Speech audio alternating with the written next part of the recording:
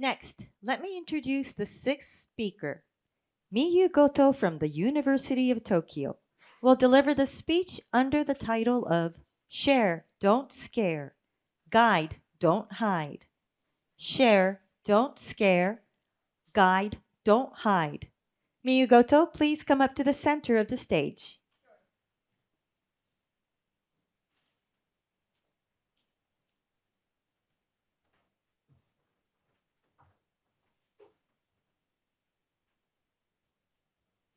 Thank you, the Masters of Ceremony, the distinguished judges, and the audience. Hello, everyone. Have you ever returned to a place years after, only to find it transformed in ways you never expected? That's exactly how I felt coming back to Japan. After spending years in the United States, I was struck by one thing: the growing international presence. From trains to convenience stores to business offices, Japan is becoming more diverse than ever. It is fascinating to see how the country is evolving. Recently, I came across a video on Instagram that made me think about how Japan is adjusting to this change. The video showed a foreign couple smoking in a smoke-free area at a ski resort. A Japanese man was filming them, shouting at them to stop. He wasn't just telling the couple they were breaking the rules. He got aggressive, called them names, and scared them into leaving. The couple seemed shocked. They said they didn't know smoking was prohibited there, but the man didn't care. He just kept yelling. Then I checked the comments of the video, and that's when things got interesting. Some people praised the man, calling the man a hero for standing up against the gaijins who were, in their words, making Japan more disorganized. Others, though, thought he was being too harsh. They said that he could have explained the rules more calmly, or maybe even avoided a confrontation altogether. This made me wonder, how should we handle these situations? Should we be strict, or should we be understanding? Should we shout, or stay silent? And what does it say about how we see foreigners in Japan? This question reminded me of my own experience, but from the other side. When I was in the United States, I once mentioned at a party, which was held by my friend who was Indian, that I didn't enjoy spicy food. I thought it was just a casual comment, but I later found out that I had offended my friend. I didn't get it at first, until my friend's aunt took me aside and explained. She told me that in many Indian households, food isn't just about taste. It's about hospitality.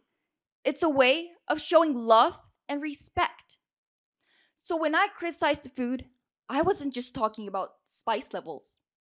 I had unintentionally disrespected something deeply important to their culture.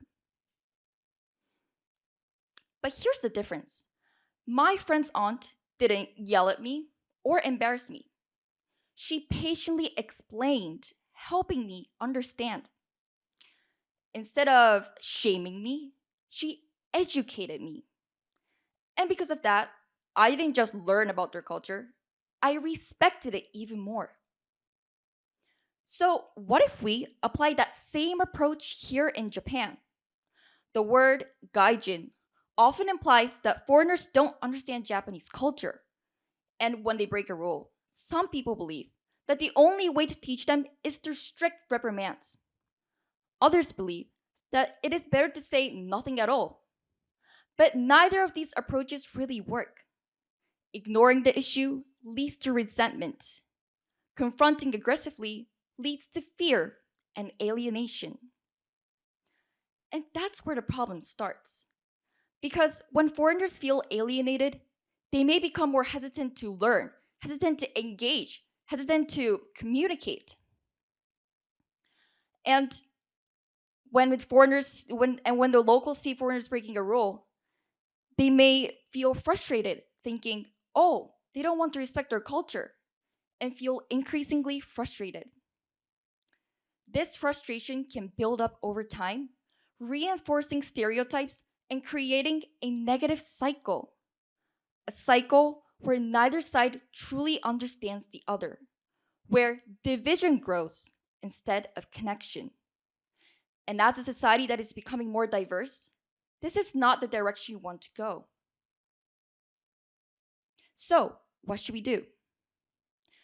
We should communicate, not with anger, not with silence, but with guidance. Instead of shouting or staying silent, let's share, not scare. Guide, don't hide. Now, some people might say, well, what if they don't speak Japanese? How can we communicate then? And that's a fair point. But communication isn't just about words. It's about attitude. A calm tone, a friendly gesture, and a little bit of patience can go a long way. If we assume that people want to learn, we can create an opportunity for understanding instead of conflict. Imagine if the man at the ski resort had simply walked up to the couple and said, "Hey, just so you know, smoking isn't allowed here. There's a designated area right over there." No yelling, no insults, just simple explanation. The man would have been able to protect the rules of his own community while also treating the couple with respect. But this problem goes beyond just Japan. It's a global challenge. Every country struggles with cultural differences, with misunderstandings, with balancing between preserving traditions and welcoming outsiders. The key is how we choose to respond. Do we respond with fear and frustration? Or do we respond with patience and perspective? Japan is changing. The world is changing. And as our communities are becoming more diverse, the way we handle cultural differences will determine the kind of society we are going to create. Do we want a society built on fear and division? Or do we want a society built on respect and understanding? I believe the answer is clear. If we want a more stronger, more connected community, we have to choose kindness over hostility, education over shame. So next time, when you see someone breaking a rule, whether they're a foreigner or not, ask yourself, am I acting with anger or am I guiding with patience? Because in the end, respect isn't about where you're from. It's about how you treat others. Share, not scare. Guide, don't hide. Let's create a Japan where everyone feels welcome. Thank you. Thank you so much, Miyu Goto. Then we will have a question and answer session. Dr. Sasayama, please. All right, thank you, Miyu, for your thought-provoking speech. Thank you. All right, so can you describe a time when you helped someone understand a local rule or, local culture? Right. Thank you for your question. When I was on the Yamanote line, there was a foreigner. I think they were a tourist visiting, and they were on the train, and they were being a little bit loud. And nobody was really saying anything, but I could see that the people were getting a little bit disturbed because they kept looking at the foreigner. So I went up to them and patiently I asked if they could quiet down a little bit because that's just how it is in the Japanese society. They just simply listened and they said okay, and they lowered their voice down. And everybody looked happy with the result, and the tourist was also very fine with it. So yeah, that's one way that I've helped. Great. So it's great to see that you're actually, practicing what you preach. So that's Thank great. you. Okay, so let's see. If you were that man at the ski resort and didn't speak English, what would you do? What would you do to help the tourists understand that they shouldn't be smoking there? But you don't speak English, right? So that's the key. Thank you. I definitely agree that language is a problem, but as I said in my speech, you can use a lot of gestures So I believe that if I was at the situation of the man, then I would have gestured the couple that smoking isn't allowed here, and that I would have maybe tried to explain with my gestures that there is a designated area over there, or try to kind of guide them to the location by myself. I believe that when you are, even if you can't talk the language, when you are trying to communicate to someone with a smile or gestures, most of the people will try to listen to you. So I believe that that is the best way to foster a good communication, but non-verbally. Great, thank you. So I personally agree with you 100%, but let me just play the devil's advocate. Okay. So how would you help someone who's not really interested in learning local culture or local rules? What if they resist to learn? What can you do? Thank you for your question. So all this time throughout my speech, I have been talking about how us Japanese people have to stand up in order for us to have this good community. But at the same time, it is important for the foreigners to respect us as well. So if the foreigners are disrespecting us on purpose, then I believe that they should get the punishments that they have to get, because they are just breaking the rules. And that's not on us.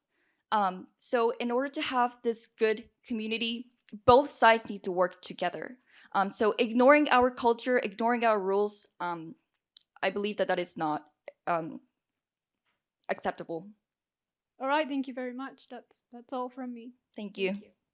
Thank you, Dr. Sasayama. Mr. Comfort, please.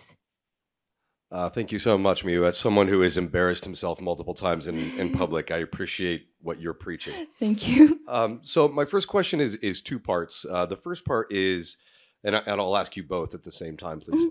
How can we develop curiosity how can we develop curiosity about other cultures within people to actually want to know more about them? And then the second is, how can we then develop understanding about that? So not just curiosity, but understanding and empathy and the kindness that you're talking about.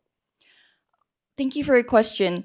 I believe that if you're not interested about a country at all, it is very difficult for you to develop that curiosity. So I believe that if you are visiting another country that has a different culture, it is kind of expected for you to learn about their country, their culture, their rules, just not to be disrespectful to them. And I'm sorry, what was your second question? Just once the understanding, frankly. So first the curiosity and then the understanding. So how could we go about fostering, I guess, just the knowledge and the empathy that we have? So in terms of understanding, I believe that, well, when you're visiting a country, you should try to learn yourselves about their culture and their rules. But obviously, you cannot learn everything from the internet, from the government. So then I think what is important is for the people who are there at the situation to communicate with them, to tell them when the foreigners are breaking a rule on accident. What would you say to someone who believes that strictness is, in fact, the best way to learn the rules? Imagine you are actually having a conversation with the man that you talked about. Mm-hmm. What is your conversation with him about? Thank you for your question.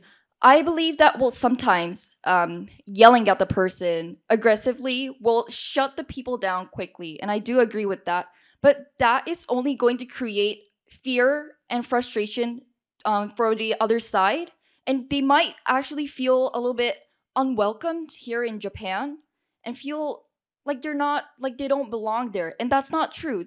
We want the people to come visit our country. So what is important for us is to communicate in a nice way so that they will understand our rules, and they will understand at the same time that they are welcome here and they're not being excluded.